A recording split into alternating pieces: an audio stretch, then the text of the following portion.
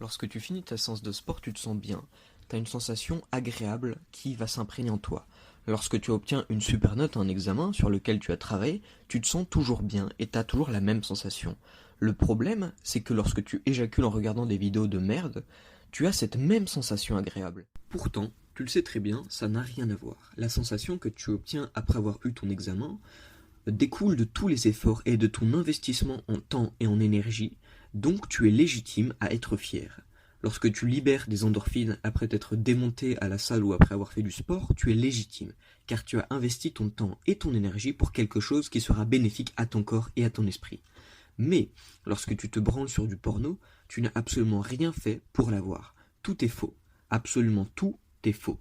Car ce n'est que du virtuel, ce n'est pas du réel, ce ne sont pas des vraies sensations, elles sont factices. Et cette récompense, qu'est l'orgasme, n'est pas méritée, car tu n'as pas fait tous les efforts pour l'avoir. Elle n'est pas dûment acquise, et tu le sais pertinemment, car tu n'en es pas fier.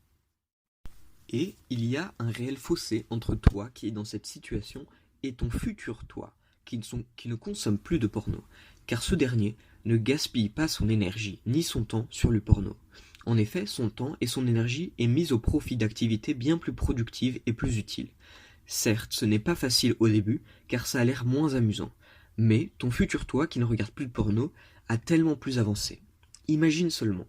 Supposons que tu passes environ 30 minutes par jour, tous les jours, à regarder du porno et que cela fait déjà 2 ans. Ça donne 365 heures. Tout ce temps, si tu l'avais injecté dans l'apprentissage d'une langue, dans un projet qui te tient à cœur ou dans des séances de sport, tu en serais tellement fier du chemin que tu as parcouru car tu as tellement avancé.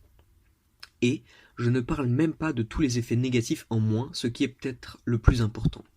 En effet, le gain de confiance, le gain d'énergie ou le gain en attention sera encore plus rentable que les 365 heures que tu as économisées.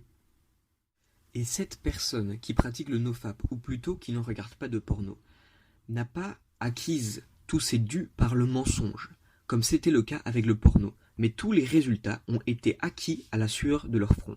Et ils le méritent et ils sont légitimement fiers. Donc c'est quoi la morale ? La morale, c'est que le porno est malsain et que ce n'est pas un plaisir légitime. Mais surtout, que ceux qui se branlent sur du porno sont à des années-lumière de ceux qui ont décidé d'avancer vers leurs rêves et leurs objectifs en se disant « Nique le porno, moi j'aurai ce que je veux, ce que je veux, je le mérite et je le gagne à la sueur de mon front. » Qu'une seule chose. S'il te plaît, donne-moi une idée de vidéo, une recommandation, un conseil, voire une critique dans les commentaires. Cela m'aidera énormément. Tu n'as que 10 secondes de ton temps à investir et cela m'aidera beaucoup. Je te remercie.